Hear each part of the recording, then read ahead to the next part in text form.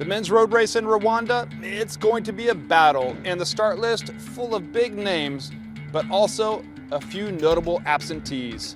Remember, you can catch all the action live and on demand for our viewers in the United States and Canada.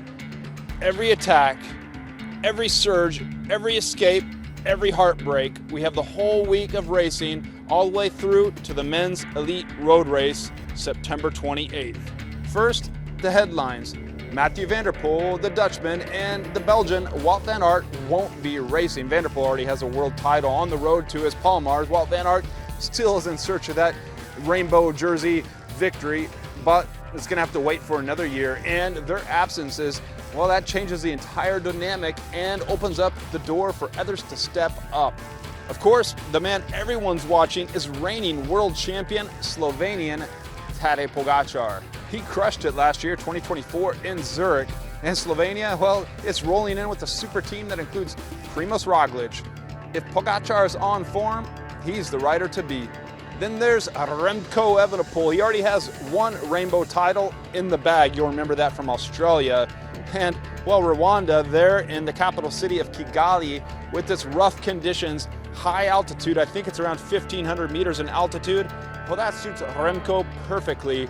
Perhaps we can expect another long-range attack and perhaps a gold medal, second gold medal in the road race to add to his Olympic road race gold medals, both in the time trial and the road race. And don't sleep on Tom Pidcock, Olympic mountain bike champ, classics killer, and a rider who thrives on chaos.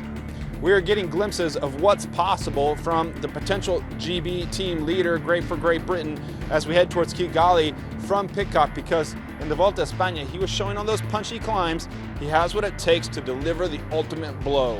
The Canadian dream, well, that'd be Derek G.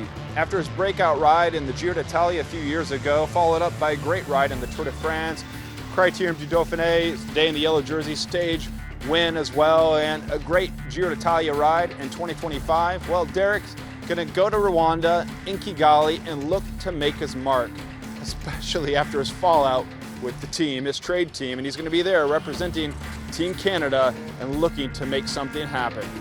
He's shown he can hang with the best on brutal terrain. Then there's Quinn Simmons, who could be the wild card in a punchy, hard race. We saw that over and over in the Tour de France this last summer. But keep an eye on the Australian team. With Luke Plapp leading the charge, he's versatile, aggressive, and he's backed by a strong squad. And the Danish team, stacked with Matthias Skilmos. He's already proven he can beat Pogačar in a head-to-head. Remember the Amstel Gold? Rwanda's climbs could suit him perfectly. So who does it? Drop your comments right down below. Let us know your pick for the World Championships, the men's race on September 28th. Could it be Pogačar to double up on a Zurich victory?